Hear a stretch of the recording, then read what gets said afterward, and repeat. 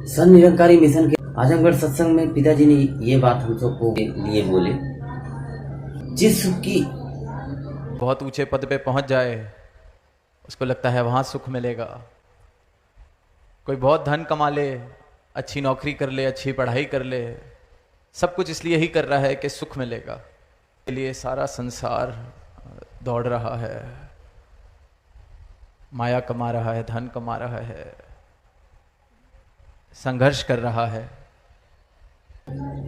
खोज में हम लोग आज तक भाग रहे हैं, सोच रहे हैं बहुत सारा पैसा कमा ले, बहुत सारा सरकारी नौकरियां हासिल कर ले, क्या फिर भी हम सुखी? अभी धन दौलत बहुत बहुत बड़ी मात्रा में है, तो परमात्मा में नहीं भी मानते, तो फिर परमात्मा को पा लेने से या सदगुरु की शरण में आने से ऐसा कौन सा सुख प्राप्त हो रहा है जो ये संत कह रहे हैं सुखों से भरी झोलियां?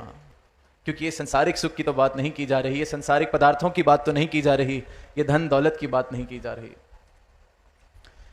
क्योंकि जिसने उसकी प्राप्ति की है वो भी सुखी तो मालूम नहीं होता। संसार में देख रहे हैं इन उपलब्धियों की प्राप्ति से कौन सुखी हुआ है। और ये आज की बात नहीं है, पहले से ही लिखा है, दुखिया कुल संसार, सुखी केवल राम का दास है, क्षण भंगुर है। क्षणिक कुछ समय के लिए कुछ सुविधा उनसे मुझे मिलती है, मन थोड़ी देर के लिए बहल जाता है, खुश हो जाता है, थोड़ी देर के लिए शायद मुझे लगता है कि मुझे सुख मिल गया है, पर फिर वही कहानी है। तो संसार से सुख प्राप्त किया किसने है? कोई नहीं मिलेगा जो कहेगा संसार से सुख प्राप्त हुआ है। क्षण भंगुर से सुख प्राप्त हो कैसे सकता है? खुद सोच के देखें। धूप का दिन हो, गर्मी लग रही हो, छाया की तलाश हो, और आसमान में बने बादल के नीचे मैं छाया ढूंढ लूं, कितनी देर उस छाया को प्राप्त कर सकूंगा उस बादल से? हवा के झोंके से उड़ जाएगा वो बादल, फिर वही धूप में यात्रा करनी पड़ेगी। अब छाया में जाना है या तो किसी पेड़ के नीचे बैठा जाए, पर वो भी जब पतझड़ आएगी, उसके पत्ते हरियाली, वो भी छाया देने की उसकी काबिलियत खत्म हो जाएगी। हो सकते हैं हम सुखी नहीं हो सकते। ये सब तो क्षणिक सुख है। थोड़ी देर के लिए हम कोई अच्छी पकवान खा लें, अच्छी गाड़ियों में बैठ लें, थोड़ी देर के लिए हम लोग सुख महसूस करेंगे, लेकिन फिर भी क्या ये सुख हमेशा के लिए रहेगा? नहीं रहेगा ये सुख हमेशा के लिए, क्योंकि ये क्षणिक सुख है, ये सांसारिक दिखावा, ये सांसारिक वस्तुएं, ये सब मोह माया है। बाबा जी ने बताया हम सब।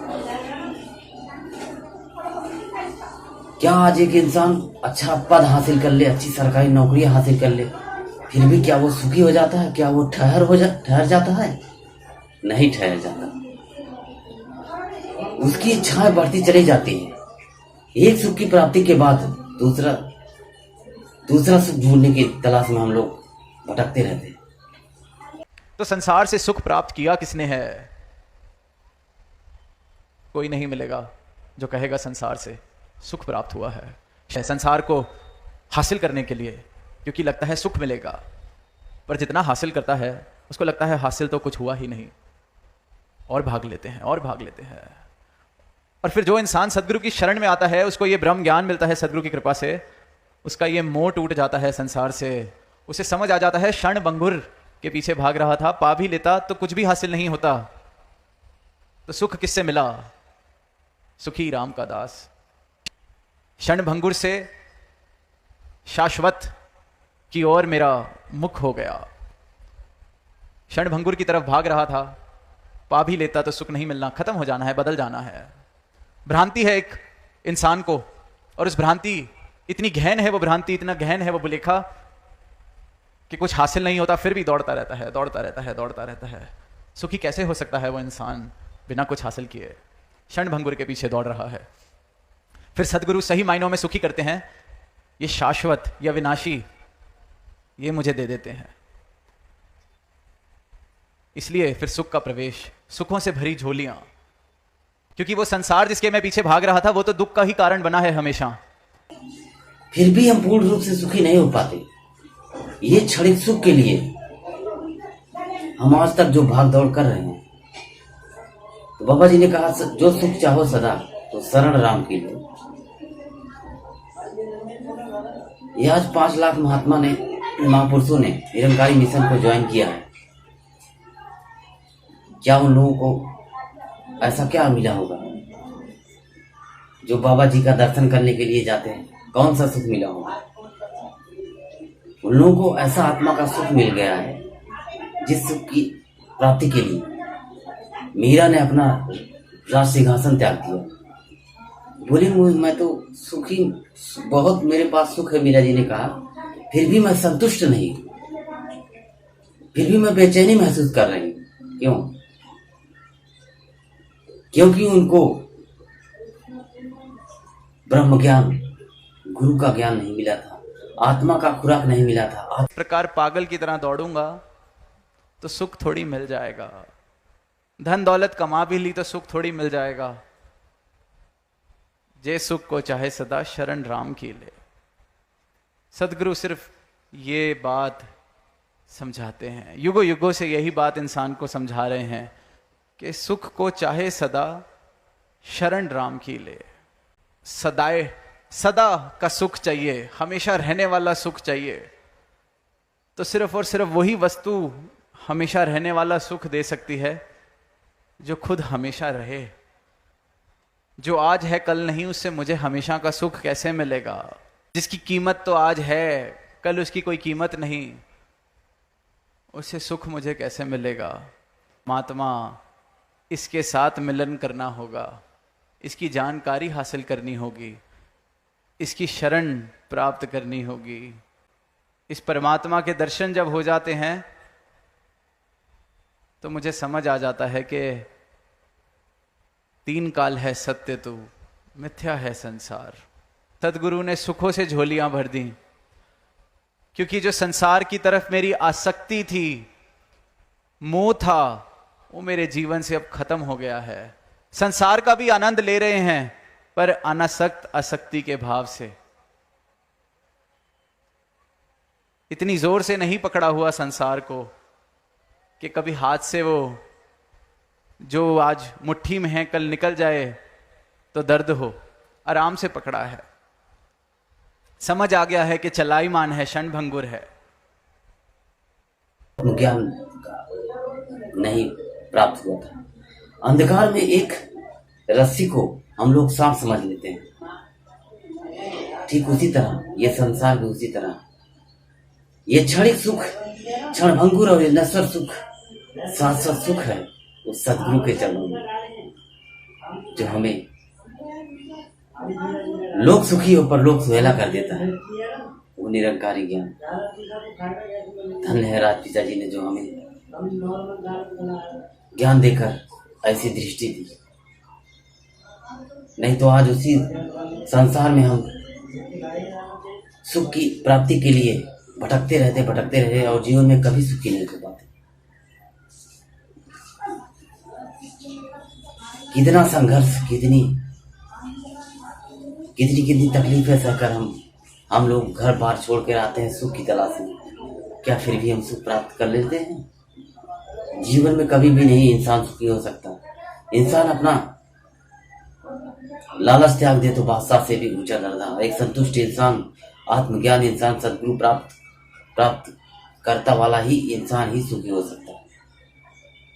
एक संत महात्मा ही सुखी हो सकता है। दुख में तो भगवान को याद कर। ये ऐसी चीजें जो समय समय पर हर थोड़ी देर में अपनी कीमत बदल लेती है, उससे सुख मिल कैसे सकता है? इसलिए बार बार कहा है कि जे सुख को चाहे सदा शरण राम की ले। और ये राम घट घट में समाया है, कण कण में समाया है। और इसी राम के दर्शन सदगुरु अपने ब्रह्म ज्ञान से कराते हैं। और जब इस राम के दर्शन हो जाते हैं तो भ्रम मिट जाते हैं, दीवारें गिर जाती हैं। अंधकार है, अज्ञानता है, इसलिए दीवारें हैं। दीवारें हैं अज्ञानता की वजह से। ये पता नहीं, घट घट में राम दिखता नहीं। कह तो रहा हूं पर दिख नहीं रहा। अगर दिख रहा होता तो फिर जात पात कैसे पूछते किसी की। ऊपर नीचे के भाव कैसे होते हैं, ऊंच नीच के भाव कैसे होते हैं, किसी को छोटा किसी को बड़ा कैसे देखते। घट घट में राम दिख जाए जिस नजर को, वो फिर ऐसी अज्ञानता वाली बातें नहीं करते। के लिए परमात्मा का नाम लेने से इस रूह की प्यास नहीं बुझ सकती, इस आत्मा का कल्याण नहीं हो सकता, आत्मा के भ्रम नहीं मिट सकते। परमात्मा को हासिल करना होगा, देखना होगा, ये परमात्मा मेरे जीवन में आना होगा, सही मायनों में आना होगा, वरना तो फिर वही अंधकार और अज्ञानता के कारण भ्रम, अधूरापन, और उस भ्रम में मैं ना जाने क्या क्या कर जाता हूं। सुख में क्यों भूल जाते हैं? सुख में अगर नहीं भूलते तो भगवान तुम्हें भी हाँ सदा सदा के लिए सुख तुम्हारे चरणों में थे डाल देते। लेकिन मैं का अहंकार जो इंसान को आ जाता है, वही वास्तव में दुख का कारण बनता है इंसान। बातें तो बहुत करनी है आपसे, फिर भी अलग अलग टॉपिक पे बात करना। आज सुख प्राप्ति के चक्कर में ही इसी प्रकार अंधकार और अज्ञानता सिर्फ और सिर्फ भ्रमों का कारण बनती है। और आज भ्रमों के कारण ही, अज्ञानता के कारण ही इंसान से वैर कर रहा है। जात पात के इस रोग से, इस रोग का मरीज बना हुआ है अज्ञानता और भ्रम के कारण। और वहीं सद्गुरु फिर ये रोशनी देते हैं, इस शाश्वत सत्ता की रोशनी, इसका ज्ञान, और फिर भ्रम मिट जाते हैं, जीवन में प्रेम आ जाता है। ये परमात्मा अपने ज्ञान की नजर देता है, सद्गुरु अपने ज्ञान की नजर देते हैं एक भक्त को, एक जिज्ञासु को, और वही नजर है जिससे फिर सारे भ्रम मिट जाते हैं। वही नजर है जिससे जहां अंधकार था वहां रोशनी हो जाती है। वही नजर है जहां दीवारें थीं, कोई दीवारें नहीं रहती, वसुधैव कुटुम्बकम के भाव आ जाते हैं।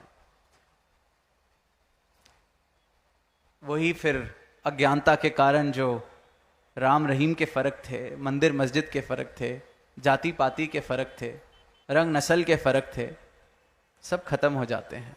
क्योंकि घट घट में फिर इस एक परमात्मा के दर्शन, जात पात पूछे ना कोई, हर को भजे सो हर का होए। अज्ञानता को मिटाने युगों युगों से सतगुरु धरा पर आए हैं, और ये अज्ञानता मिट जाए तो एक सुंदर रूप इस धरा का बनता चला जाएगा। एक एक इंसान अपने इस परमात्मा जिसका वो नाम ले रहा है, इसके दर्शन कर सकेगा, अपनी आत्मा का कल्याण कर सकेगा।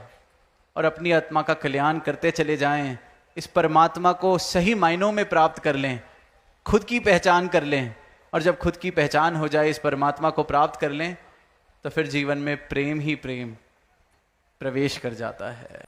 फिर सही मायनों में इंसान सुखी हो जाता है। फिर सुखों से झोलियां सही मायनों में भर जाती। उस कुत्ते पर देख के तो मैं हंसता हूं कि अपनी पूंछ के पीछे भाग रहा है, और फिर जब अपने ऊपर ये जब रोशनी जाती है तो दिखता है मैं भी तो इस संसार के पीछे ऐसे ही दौड़ रहा था। फिर खुद पर भी हंसी आती है, और शुक्राना निकलता है सदगुरु का कि शुक्र है मैं अपनी ही दुम के पीछे भाग रहा था, मिलना कुछ था नहीं, हासिल कुछ होना नहीं था, ऐसे ही संसार के पीछे भाग रहा था। आपने कृपा की, राम की शरण बख्शी, अपनी शरण बख्शी, तो मैं भी कह पा रहा हूं कि जे सुख को चाहे सदा शरण राम की ले।